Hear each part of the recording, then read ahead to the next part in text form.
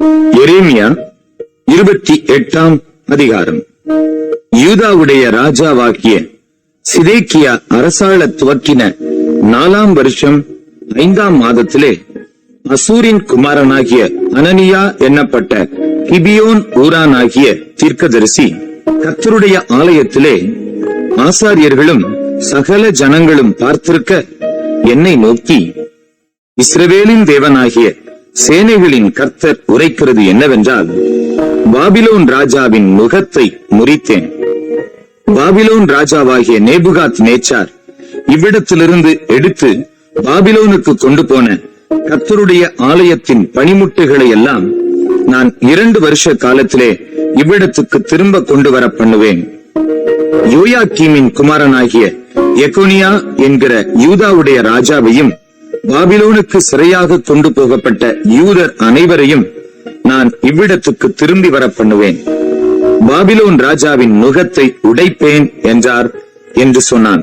அப்பொழுது எரேமியா தீர்க்கதரிசி ஆசாரியர்கள் பார்த்திருக்கவும் கர்த்தருடைய ஆலயத்தில் நின்றிருந்த ஜனங்கள் எல்லாரும் பார்த்திருக்கவும் அனனியா தீர்க்கதரிசியை நோக்கி, ஆமேன், கர்த்தர் அப்படியே செய்வாராக. கர்த்தருடைய ஆலயத்தின் பணிமுட்டுகளையும் சிறைப்பட்டு போன அனைவரையும் பாபிலோனில் இருந்து திரும்பி வர பண்ணுவார் என்று நீ தீர்க்க தரிசனமாக சொன்ன உன் வார்த்தைகளை கர்த்தர் நிறைவேற்றுவாராக. ஆகிலும் உன் செவிகளும் சகல ஜனத்தின் செவிகளும் கேட்க நான் சொல்லும் வார்த்தையை கேள். பூர்வ காலம் முதல் எனக்கு முன்னும் உனக்கு முன்னும் இருந்த தீர்க்கதரிசிகள் அநேகம் தேசங்களுக்கு விரோதமாகவும் பெரிய ராஜ்யங்களுக்கு விரோதமாகவும் யுத்தத்தையும் பஞ்சத்தையும் கொள்ளை நோயையும் குறித்து தீர்க்க தரிசனம் சொன்னார்கள். சமாதானம் வரும் என்று தீர்க்க தரிசனம் சொல்லி இருக்க, அந்த தீர்க்கதரிசி சொன்ன வார்த்தையின்படியே வந்தால் அப்பொழுது அவன் கர்த்தர் மெய்யாய் அனுப்பின தீர்க்கதரிசியாக விளங்குவான் என்று எரேமியா தீர்க்கதரிசி சொன்னான்.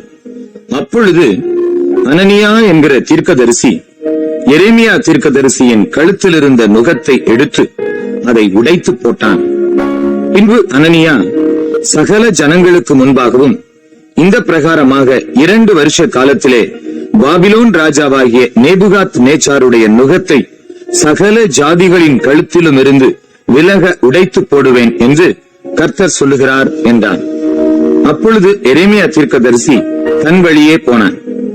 அனனியா என்கிற தீர்க்கதரிசி எரேமியா தீர்க்கதரிசியின் கழுத்தில் இருந்த நுகத்தை உடைத்து போட்ட பிற்பாடு கர்த்தருடைய வார்த்தை எரேமியாவுக்கு உண்டாகி, அவர், நீ போய் அனனியாவை நோக்கி, நீ மர நுகத்தை உடைத்தாய், அதற்கு பதிலாக இருப்பு நுகத்தை உண்டு பண்ணு என்று கர்த்தர் சொன்னார்.